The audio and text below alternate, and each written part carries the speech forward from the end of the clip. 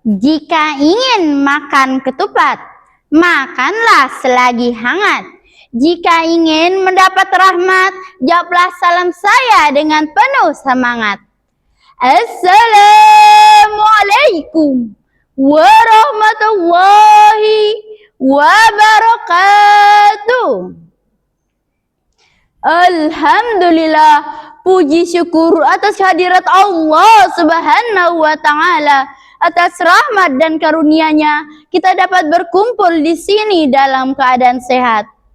Salawat dan salam kepada Nabi Muhammad sallallahu alaihi wasallam beserta keluarga dan para sahabatnya sekalian.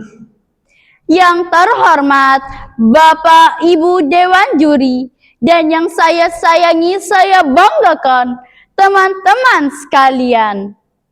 Pada kesempatan kali ini, saya akan menyampaikan sebuah pidato yang berjudul Menyongsong Generasi Emas Indonesia tahun 2045.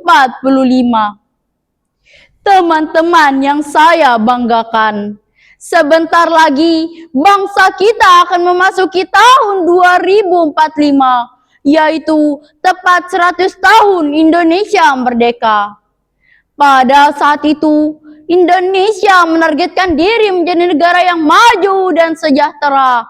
Masa depan tersebut dikenal dengan sebutan Generasi Emas Indonesia. Namun pertanyaannya adalah, apakah kita siap menyongsong generasi emas itu?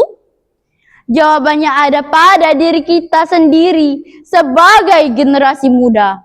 Kita adalah calon pemimpin bangsa, calon penerus perjuangan, sekaligus calon penggerak perubahan. Teman-teman yang saya banggakan, untuk menyongsong generasi emas, ada 3 hal penting yang harus kita siapkan. Yang pertama, ilmu pengetahuan dan keterampilan. Sebagai seorang pelajar, kewajiban utama kita adalah belajar dengan sungguh-sungguh. Allah Subhanahu wa Ta'ala berfirman dalam Quran surah Al-Mujadilah ayat 11. A'udzu billahi minasy syaithanir rajim. Bismillahirrahmanirrahim. Yarfa'illahu alladhina amanu minkum walladzina utul ilma darajat. Artinya, niscaya Allah akan meninggikan derajat orang-orang yang beriman di antara kamu dan orang-orang yang diberi ilmu beberapa derajat. Ayat ini menegaskan bahwa generasi emas adalah generasi yang beriman sekaligus berilmu. Yang kedua, karakter dan akhlak mulia. Generasi emas bukan hanya pintar, tetapi juga berakhlak baik, jujur, disiplin, dan bertanggung jawab.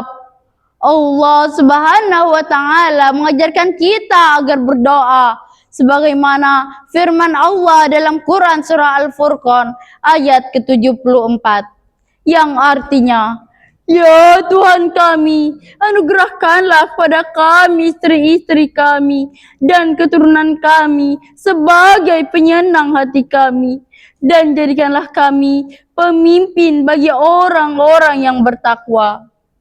Ayat ini menunjukkan bahwa harapan lahirnya generasi yang soleh yang mampu memimpin dengan keteladanan. Yang ketiga, semangat persatuan dan cinta tanah air. Kita tidak boleh lupa bahwa manusia ditugaskan sebagai khalifah di bumi ini. Sebagaimana firman Allah dalam Quran surah Al-Baqarah ayat ke-30 yang artinya, sesungguhnya aku hendak menjadikan khalifah di muka bumi. Artinya, kita adalah generasi yang dipilih untuk menjaga, membangun, dan memakmurkan bumi ini dengan persatuan dan kebaikan. Teman-teman yang saya banggakan, Mari kita jadikan sekolah sebagai tempat untuk menempa diri. Kita belajar disiplin, menanamkan nilai kebersamaan, dan berlatih meraih prestasi. Dengan demikian, kita bisa benar-benar menjadi bagian dari generasi emas yang akan mengharumkan nama bangsa di mata dunia. Teman-teman yang saya banggakan, ingatlah, masa depan Indonesia bukan ditentukan oleh orang lain, tetapi oleh diri kita sendiri. Jadilah generasi yang berani bermimpi, rajin berusaha, dan pantang menyerah. Jangan takut gagal, karena kegagalan hanyalah sebuah batu loncatan menuju keberhasilan.